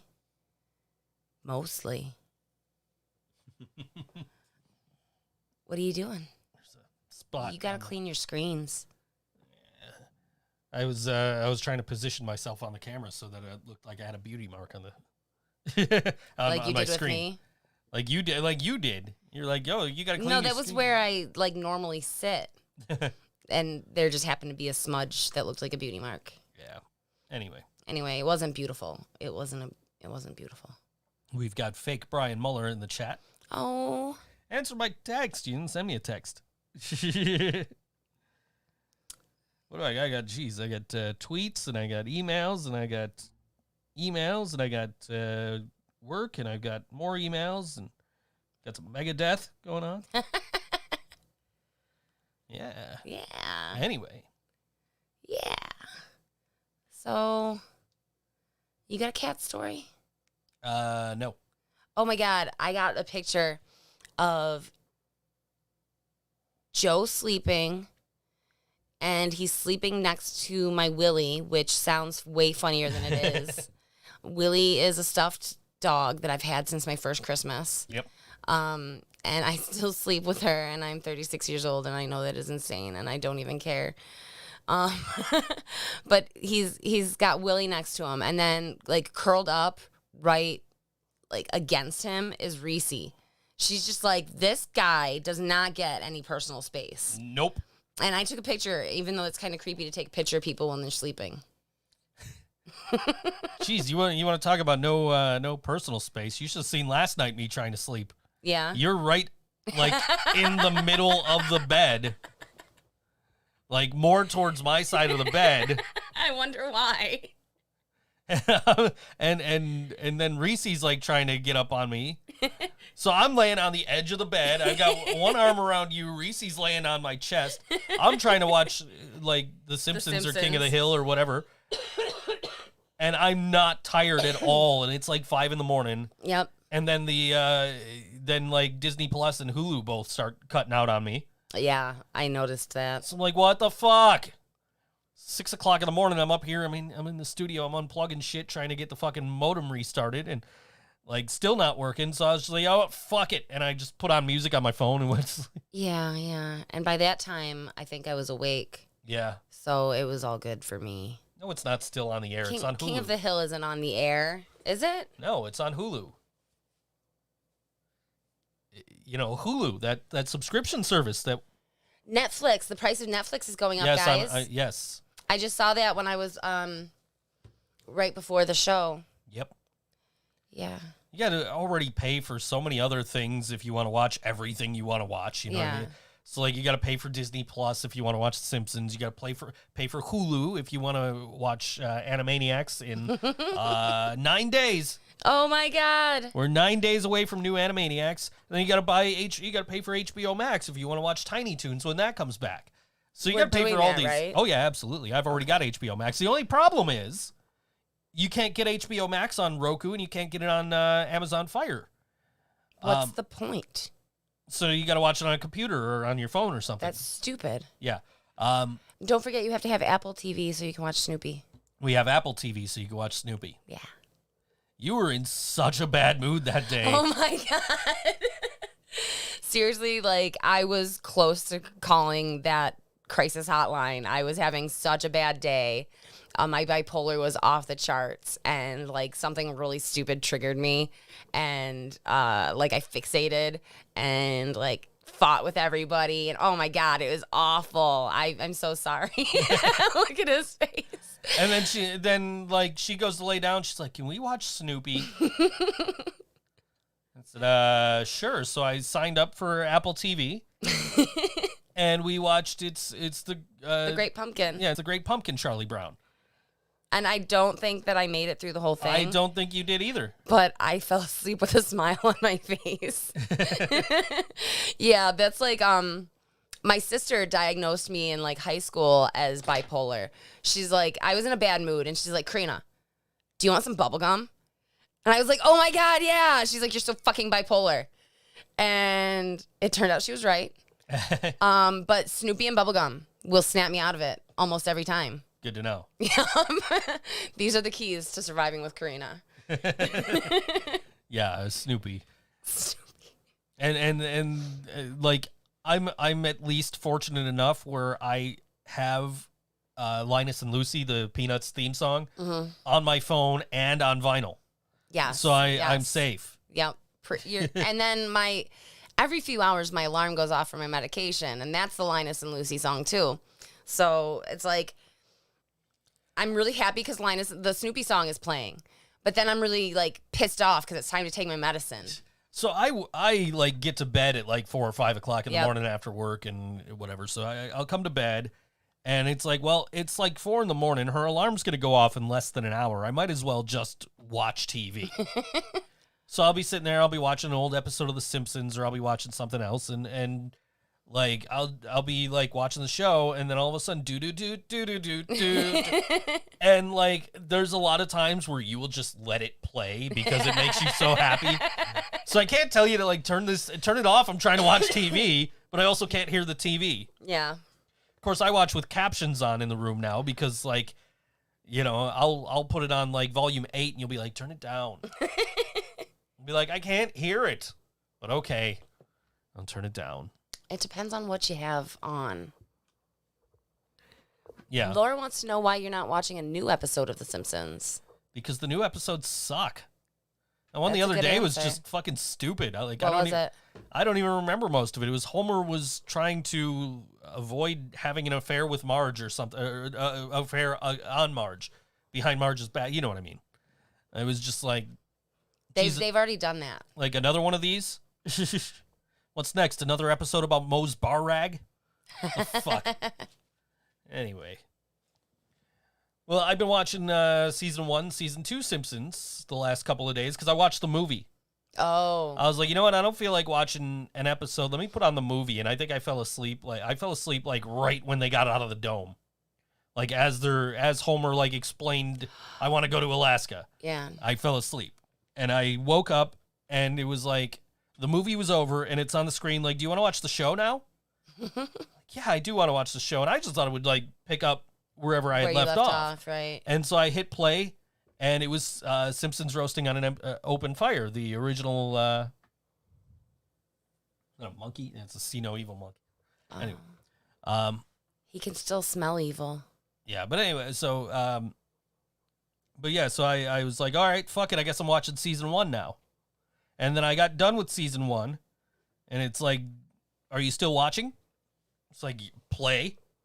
And then I got like halfway through the first episode of season 2, and that's when the fucking thing started acting up. That's a and I'm like, bitch. God damn it. Like, I don't want to get up, but I'm not sleeping, so it's not like I can't get up. But like I was sleeping on you. Right. So I'm trying not to bother you, but you're also, like, right next to me while I'm cursing out the fucking technology. Yeah, I Like, heard what was going motherfucker. on. I You knew know? exactly what was going on. I Yeah. was just sleeping through it. Yeah. My eyes were closed. Congratulations, you've received 100 messages today with Restream chat. Thank you, everyone, for your Cool. messages. They, We just got a badge. yeah, we did. Thank you for interacting with us. We appreciate it. Yes. But yeah, so that was basically my night. I couldn't sleep, and I'm just like, I'm gonna watch TV, and then I couldn't watch TV, so I'm like, fuck. Maybe you couldn't sleep because you slept all day. Probably. That's like a huge factor in how that works. Is that James Ellsworth? What the fuck? Anyway, I can't see. I know you can't. I'm going I to talk to can. the doctor about that tomorrow. I'm pretty sure that's James Ellsworth. Oh, she's on Twitch sending all these emojis. What's and that one? I don't know what that one is. I can't tell. That one's Laura- Santa Claus and a present. Laura, we need a key to Merry your Christmas, emojis. Jasmine. She's not mad about it anymore. I know. In fact, I think she's on board. Yeah. Well, I mean, I don't know why she's so like hyped up about Christmas when Halloween's just around the corner. Anyway. Anyway. You're evil. That was the first thing. She was like, okay, now it's Halloween or it's Christmas season. I'm like, it's only 344 days until Halloween. But, 300 and how many? well, it was 364 at the time. I don't know how many days it is now. Okay. I don't know. You have Numbers Google. are hard. You have Google. Ask it. Hey Google, how long until Halloween? Halloween in the United States of America is in 354 days. 354 days. Why did it have to say specifically in the United States of America? Is there another Halloween? I don't know know. there's holidays around Halloween. I don't know. It's best not to know. It's best not It's to ask. best not to know. Hey, Google, what do you mean? Sorry, I don't understand. It doesn't understand. You know, Alexa calls me Joseph. It's funny, but, the other day I was on, I was trying to get Google to play Over and Out. One of our great, one of our great local bands here that we absolutely love. Absolutely. And really miss because we can't see them right now. They put on obviously. a hell of a show. They do. So I'm like, you know what? We're sitting there. We're not doing anything. The Google machines are acting up. So I'm just like, you know what? Play Over and Out. And it starts playing some techno bullshit. Yeah, I believe it was dubstep, not just techno. Sure, whatever. So then I go, okay, play the band Over and Out. And then, it keeps playing the whatever the fuck it was. And then I'm like, okay, play Fear, Love, Anxiety by Over and Out. And it starts playing. It's like, okay, Adam's Song by Blink-182. Like, no. I like that song, but that's not what I asked. That's a great mistake. So I said, no, that's a different band. So I said, play Fear, Love, and Anxiety by Over and Out. And it played one Over and Out song, and that was it. It was done. It was Just like, it was over it. so I posted this whole thing on Spotify and tagged Rob, just like, I'm trying. Like, I asked it to play I Drink Therefore I Am by City Powered Radio, and it played something completely different. And it's just like, well, Rob, I tried. The artificial intelligence has not been cooperative in the lockdown. So I finally said, play Fear, Love, Anxiety by Over and Out on Spotify. Yes, that was the key. And then it's like, okay, here it is on Spotify. So it's the YouTube Music, since they transitioned over to YouTube Music, because I used to be able to get it to play on Google Play. That's true. But since they transitioned to YouTube Music, it's been more difficult to play local bands, and that's, it says kapow. I know that says kapow, but is that a sloth crying above it? I believe it is. Interesting. I don't know. We might be able to. I don't know if we can see the chat like on Twitch if we go back after the show. See what these are. Wow, Laura is having a great time with Twitch emojis. She's enjoying being in. She's being got on the Twitch Illuminati now. eye there. Yeah, she's enjoying being on Twitch now. Anyway, and We're happy for you, Laura. You can also follow us on Twitch, twitch.tv/ThinkSoJoe. Okay. We're I on there didn't know. every Wednesday, just like we're on Facebook.com/official ThinkSoJoe every Wednesday, and also on our YouTube channel. Just search for ThinkSoJoe Show. Yeah, do all that stuff. Yeah. You can watch us live. You can watch us on demand. You can listen to us live on allwny.com. You can listen to us on your favorite podcasting sites, probably like a couple hours after the show. So your Google Podcasts, your Apple Podcasts, and your, Stitcher. And I think we're still on Stitcher. I have no idea. What is Stitcher? Stitcher's a podcasting platform. I've never heard of it. I'll tell you where we can be found, 716bands.com. You can listen to us within like an hour or so after the show. It'll pop up on 716 Bands. And you can also find out where to listen to us. So you can listen to us on Anchor.fm, which is where we distribute our podcast through. Apple Podcasts, Google Podcasts, Breaker, Overcast, Pocket Casts, Radio Public, Spotify, and Stitcher. You can listen to this podcast. Just go subscribe to us on one of those platforms. Follow us, subscribe to us on YouTube and Twitch. Follow us on Twitter. Follow us on Facebook. Twitter at ThinkSoJoe Show. We don't tweet often. I have been tweeting the last couple of weeks just to kind of promote the show, especially since we've been on Twitch and wanted to kind of get the word out there that we are on Twitch. But go subscribe. It'll help us out. Yeah. Maybe we'll get another badge. Maybe.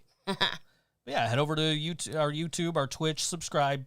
Do what you got to do, and hopefully, maybe that'll, once we hit those thresholds, we can maybe make some money doing this. Yeah, right? That would be cool. I think, what have we made through Anchor so far since we've been on there? That's a great question, is it not? Yeah. Let's find out. We have made $11.93 doing this show. We could get Mighty Taco. Yeah. With 1,313 plays. Since we started broadcasting here, and I don't know when that was. I just pooped my pants a little. Great. I mean, I didn't. I sharted. There's a difference, right? Sure. We'll go with that. I don't think it's in my pants yet. Nom, nom, nom, nom, nom. Karina's nom, cookies. Nom, nom, nom. Karina's cookies. Nom, nom, nom. Yeah, so go subscribe and tell your friends to subscribe if they like local music or if you want to get them into local music. That's what we're here for. We want to get this Buffalo, Rochester, Niagara Falls, all throughout Western New York here. We want to get people into it and enjoying it, and hopefully once everybody realizes that the best way to fight COVID is to stay the fuck home or wear your masks when you do have to go out. Yeah. Instead of having big gatherings to do whatever the fuck they're planning to do Friday. And then cheese, Joe's feet, cheese. Oh. Anyway. 8 o'clock. But yes, it's not quite 8 o'clock. It's 8 o'clock according to Karina time. It's Karina time is 7 minutes ahead of the rest of the world. I like to be early. Anyway. But yeah, go subscribe and like and whatever, and maybe we can make some money off of this, and we can also spread the word to more people if you tell them about it, if you share. Tell them, hey, here's this great local music podcast. They don't just talk about local music. They babble on for 2 fucking hours about absolutely nothing. Nothing. And then happen to play some really cool music in between. Yeah. Today we had some great music. Tell your friends. Tell them. Yeah. Tell them to go subscribe. Make sure you go to the ThinkSoJoe Facebook and like the page. Make sure you go to the Karina's Cookies Facebook and like the page. And make sure you like the post about getting free cookies. Yes, indeed. I just wanted to see what the length of the song was. I didn't write it down. Anyway. Yeah, so you got about another minute and 15, another like 2 minutes and 15 seconds of us talking about liking and sharing and subscribing. So, yeah. That's all we're going to talk about. Feel free to zone out for the next 2. No, I'm just serious. Do not zone out. Pay close attention. You don't want to miss anything important. Yeah, in case we do say anything important. Is that a beagle? I believe. Oh, no, it's a beagle in a chef hat. Yes, it is. Oh, my God. And there's Whisper. Yeah. The only fat orange asshole you would vote for. Yep. I wouldn't vote for him. He would break all the rules just as much as Trump. Well, Whisper tweeted the other day. Oh, God. Actually, let me just pull it up here because it'll be much quicker. He said, "So ThinkSoJoE just told me I have to be a gracious loser and concede the presidency to Joe Biden. I'm pretty sure he's got me confused with some other fat orange asshole. Hashtag meow. Hashtag meow." And I said, "Wait, you're not Donald Trump? Prove it. Let's see your birth certificate." And he says, "I shouldn't need one. I've lived with you for the past 12 years and haven't left the house once unless I was in that tiny jail cell." Oh, my God. I can't imagine fighting with him to get him in that tiny jail cell. So you can follow my cat at Whisper the Cat on Twitter. He's probably more interesting than Joe. He might become more interesting than me on. He might be sometimes more interesting than me on Twitter. All I do lately is just call out Donald Trump on his bullshit. Yeah, that's kind of like predictable. Yeah. Yeah. And wrestling. Don't forget wrestling. yeah. I said we'd talk about sports entertainment. Yeah. Well, we've mentioned wrestling a couple of times. You're right, we did. We're making big progress. Results start to come in next week. Make America great again. I said, we did. We voted you out. And he said, we will win. I said, the only thing you're winning is eviction from the White House. You lost. Get lost. Yeah. Oh, this was great. This is Rudy Giuliani arrives for his press conference at the Ritz, and it's him standing in front of Ritz crackers at Walmart. And if you don't know what that's about, the Trump campaign sent their lawyers out to do a press conference at the Four Seasons. Right, that's reasonable. Total Landscaping. Oh. Total Lawn Care, excuse me. He puts out this tweet, we're going to be speaking at the Four Seasons. Then he puts out this other tweet, we're going to be speaking at Four Seasons Lawn Care. And then he puts out this other tweet, we're going to be speaking at Four Seasons Total Lawn Care. Because there is a Four Seasons Lawn Care and a Four Seasons Total Lawn Care. So now you've got Rudy Giuliani giving this speech in front of a fucking garage door at a lawn care place that is next door to a porn shop and a crematorium. That's a perfect... I cannot make this up. This is absolutely 100% what happened when Trump lost the election. He sent his lawyers to talk at a fucking landscaping place that's next to a porn store and a fucking crematorium. This is not me making shit up. This is real news. His supporters would have been more likely to go next door. Yes. Whichever next door. Right. Which is great. And I just love this picture that somebody shared of. That's great. That's really good. This is Rudy Giuliani speaking at the Ritz, and he's at Walmart in front of the Ritz crackers. Yeah. Vermin Supreme, by the way, in Vermont. Vermont released all their write-in votes. Yeah. Vermin Supreme got more votes than Hillary Clinton. And he also got more votes than Santa Claus. Good for him. So, yeah. Trump, 4 years ago, in his speech, and then we got to go. 4 years ago in his acceptance speech, his victory speech, whatever, he said, America will not settle for anything less than the best, which I replied to, we never did. Anything less than the best is a felony, according to Vanilla Ice. So I retweeted this because mostly for Trump's America will not settle for anything less than the best. And I said, Trump was right. America wouldn't settle for anything less than the best. It's why 75 million Americans told him to get lost. Oh, snap. This is Working Class Stiffs, a song called Rich Man's Country. We'll see you next week on the ThinkSoJoE show, right here on All WNY.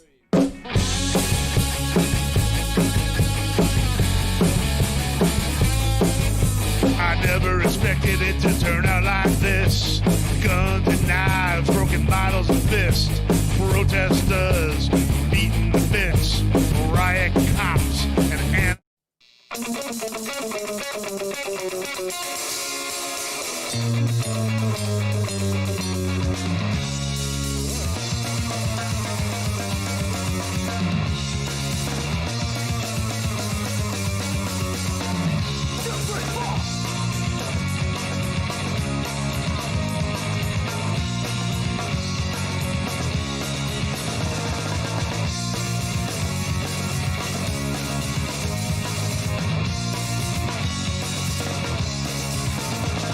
Got a land of the free, well I wouldn't get too excited. Cause in this whole other race, they so unite. The economy is is always catastrophically one-sided. These United States, you find elections quite divided. It's like we roll back to the Middle Ages where there were kings and peasants.